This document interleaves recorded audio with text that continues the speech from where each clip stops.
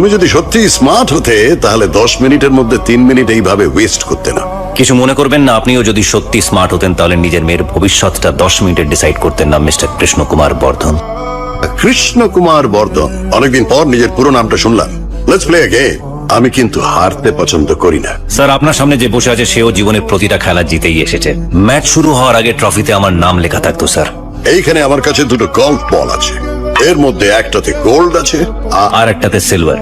তুমি যদি এর থেকে গোল্ডটাকে সিলেক্ট করতে পারো তাহলে আমি নিজে দাঁড়িয়ে থেকে আমার মেয়ের সঙ্গে তোমার বিয়ে দেবো। আর যদি সিলভার হয়, মাই চয়েস ইজ দিস। জেতা একটা স্বভাব। আসলে কি জানেন স্যার, আপনি এতদিন যাদের সাথে খেলে এসেছেন তারা আনাড়ি ছিল। তাদের মধ্যে জেতার ইচ্ছেটা কম আর হারার ভয়টা বেশি ছিল।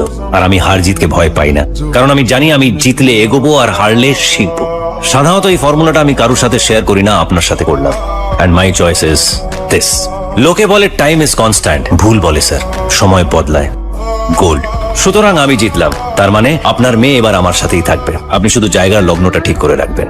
By the way, thanks for the tea. Well played Aditya Mukherjee, son of Rudra Pratap Mukherjee. Krishna Kumar Bardhan, it's not just a name. আমার এই পুরো নাম ধরে শুধু একজনই ডাকলো, তোমার বাবা। কেমন আছে তোমার বাবা? আসলে পালিয়ে গেলে লাইফটা তো আর নর্মাল থাকে না। আমাদের এই ব্যবসায় বন্ধুর থেকে শত্রুকে বেশি চিনে রাখতে হয়। বলা তো যায় না কখন ছবল মেরে দেবে। 30 বছর পর বাবার হয়ে বদলা নিতে এসছো, হ্যাঁ? পুরো সিনেমার মতো। মোটিভটাও খুব স্ট্রং। মাত্র 3টে মিটিং এ আমার মেয়েকে ইমপ্রেস করে আমার সঙ্গে দেখা করতে চলে এলে। তার মানে তোমার হাতে সময় খুব কম। কদিন বাঁচবে তোমার বাবা? 6 মাস, 3 মাস, নাকি 30 দিন? আই গেস 30 দিনই হবে। বাবার শেষ ইচ্ছে পূরণ করতে এসছো, হ্যাঁ? তোমার বাবা তোমাকে কি বলেছে? আমি তাকে ঠকিয়েছি।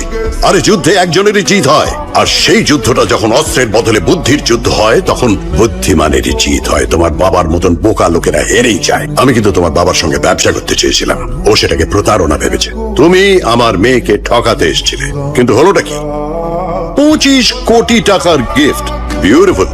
এত দামি গিফট দিলে তুমি আমার মেয়েকে, কিন্তু দুঃখটা কোথায় জানো? এই দাবার ঘুটিগুলো সব আমার সাজানো। এখানে ঘোড়া আমার, মন্ত্রী আমার, রাজাও আমার।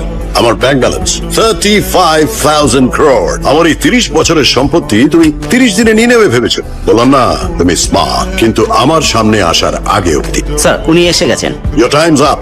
আমার সঙ্গে 10 মিনিটের অ্যাপয়েন্টমেন্টের জন্য আবার 1 বছর ওয়েট করো। For break. 1 সেকেন্ড স্যার, ব্রেকটা একটু পরে নিন। Let's start the meeting. Excuse me.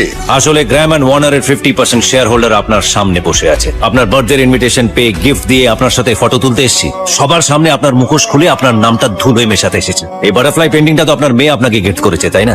আর আজকে এই স্পেশাল দিনে আমার তরফ থেকে আপনাকে কোনো গিফট না দিলে হয়? সেপ্টেম্বর 1 এর নিউজ পেপারের হেডলাইন, মুখ থুবড়ে